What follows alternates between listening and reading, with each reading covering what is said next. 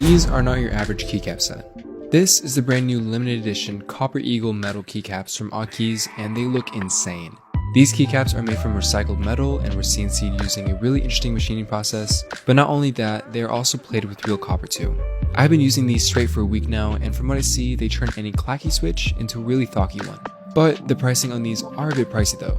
They start at $179 for the base kit and go all the way up to $366 for the all-in-one pack that includes everything that you can possibly need.